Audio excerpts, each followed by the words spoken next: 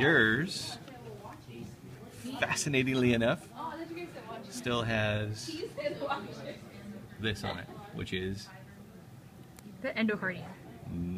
The myocardium. Epi. And this is actually the fibrous part of it. So this is the fibrous pericardium here.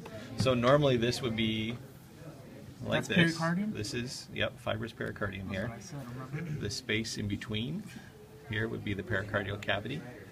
The inner layer of this would be the parietal layer of the epicardium. And this shiny layer here would be the visceral layer of the epicardium. Okay?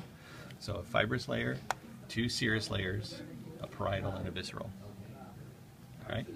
So once we go through that, the middle layer of the heart, the muscle, is just going to be this thick wall here. So the meat of this is the myocardium. And then the shiny layer on the inside, all the shiny stuff you see. So notice this shiny out here looks an awful lot like the shiny stuff layering the inside. That's the endocardium. Like the glossy. Myocardium. The glossy, Yeah. yes. It's a glossy layer. That's a better term. All right, and so what you have done when you cut it, okay, but did you know where you're cutting, or you just kind of sliced? Or was it already cut? I went my gut. She I was ripped like, it. Excellent. All right, so what we're looking for here, we know that the tip of the heart down here is the apex, and that's always the left ventricle. Okay. So if you have it oriented, so the left is on your left and right is on your right, it would be this way. So left is now here, right is over here. That means now that it's with your orientation, you've flipped it over in terms of anatomical position. So this is the posterior side of the heart here. This will be the anterior view here, or ventral. Because of that, that means this groove here that has fat coming down in it is the anterior interventricular sulcus. Coronary sulcus runs around this way through here. And then this would be the posterior interventricular sulcus back here. So this chamber, if we, I'm going to actually just extend your cut.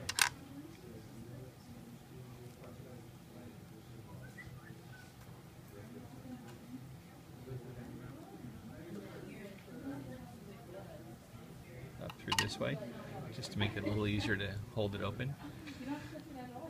So if you're looking at thicknesses of myocardium, notice up here by my thumbs, the wall here, which we're together, relatively thin.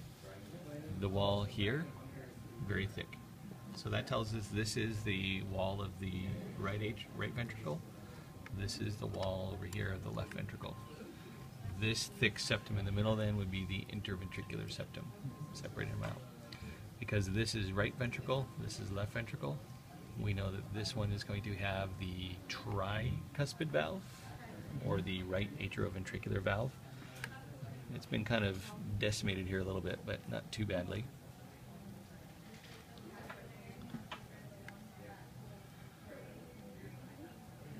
Get rid of that.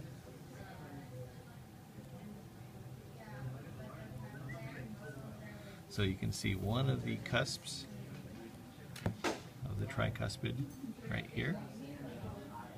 And then the strings, which are the chordae tendineae. Strings are right here. And they're anchored into this little enlarged muscle group right here, which is papillary muscle. So if we wanted to, there's one cusp there. There's another one over here that we've kind of bisected when we did the heart. And then the other one is going to be, part of it still over here and part of it right here. So part of one cusp here, second cusp, and then part of the third over here. On the left side, you open it up a little better on that. It's not damaged.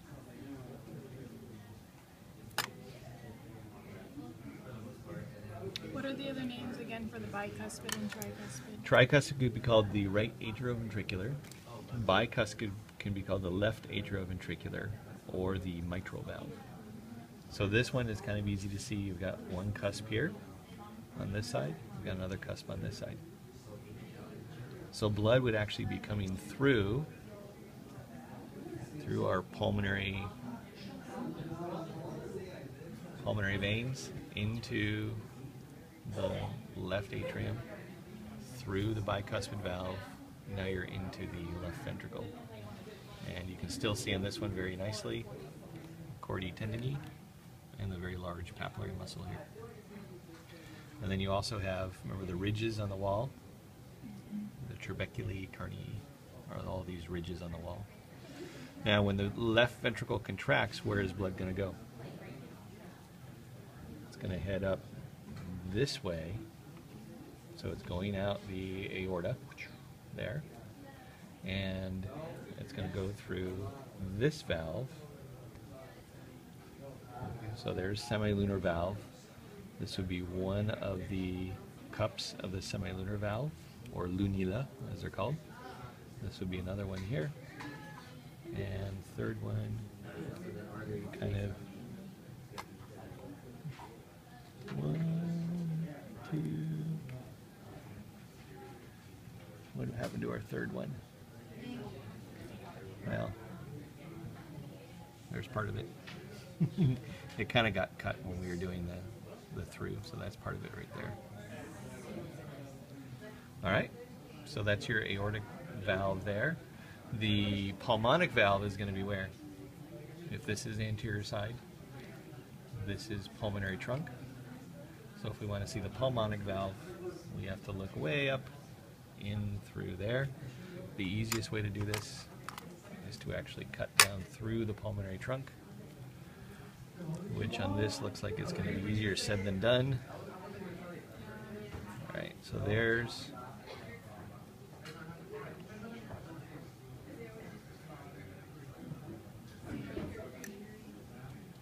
very cool. Can you guys see this structure right here?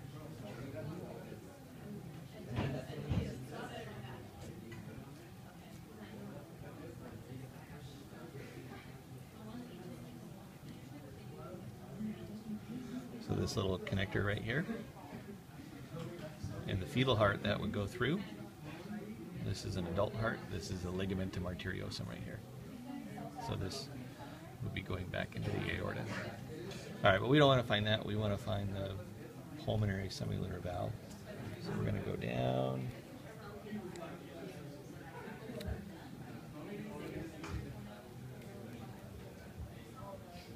If you cut a heart, like in real life, would the person die during surgery? Like if you accidentally cut it? Like, can you like cut a heart open like that to do surgery? I would imagine you could. You could, and the person would still live? Well, as long as you put them back together. Like stitching? Uh-huh. Usually, though, when they're doing valve replacements and things, they're not cutting like this. Oh. They're just going into the major vessels and inserting the valve and then stitching it into the fibrous skeleton. Like laser stitching? I don't think you would ever have to go in and Oh, chop, chop. that's good. Probably a little detrimental. All right, so there is, once we open that up,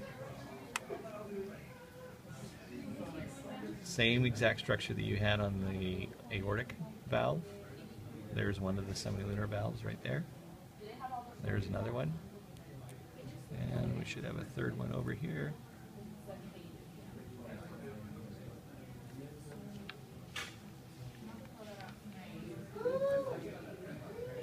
Right there.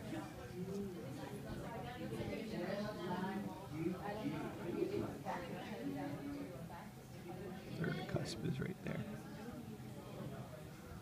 So aortic valve was back over there. Pulmonary valve here goes out to the pulmonary trunk. And then that would split into left and right pulmonary arteries. This squishy opening right here, this is going into the, right here, this is going into the left atrium. So that's going to be our pulmonary veins, which have been just sliced wide open. So on the heart models that we have, it shows the pulmonary veins coming into the sides, and they just cut those off really short, and so they basically just opened up into the right atrium, or left atrium almost. Now the other thing that we can see on this, or we should be able to see anyway, from our right atrium, which is still mostly enclosed, we haven't really looked at it, here is superior vena cava, right in through there. Notice how floppy it is in comparison to the much thicker aorta. So superior vena cava there. Inferior vena cava. Actually, let me do this. Do you mind if I get rid of the pericardium? Yeah.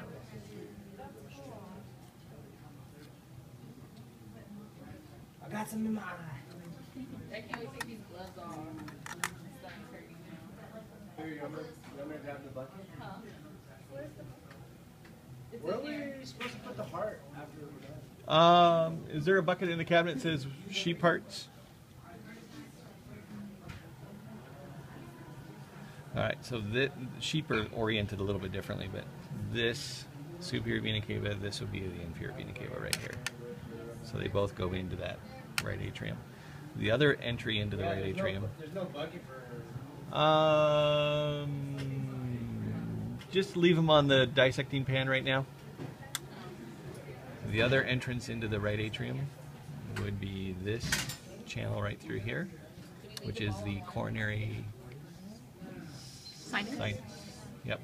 So we can, if we wanted to, and we shall, cut down into the right atrium.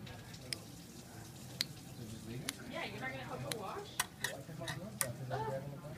Yes, usually, sucker. So once we do that, you can actually look into the right atrium. What? You should have helped. You can see the ridges that are in there. No. The women Let me pull it back with this. Can you see all the ridges in there? all the way. The ridges that are way up in there, those are all the pectinate muscles there. And then if we take our probe and bypass that inferior vena cava, you can actually see it's going down this sideways route here. That's going to be the coronary sinus. So from that, we know then coming up from the anterior interventricular sulcus around the great cardiac vein is going to come in over to here. And then we'll have the small coming in this way, middle coming up here, posterior cardiac veins coming in this way.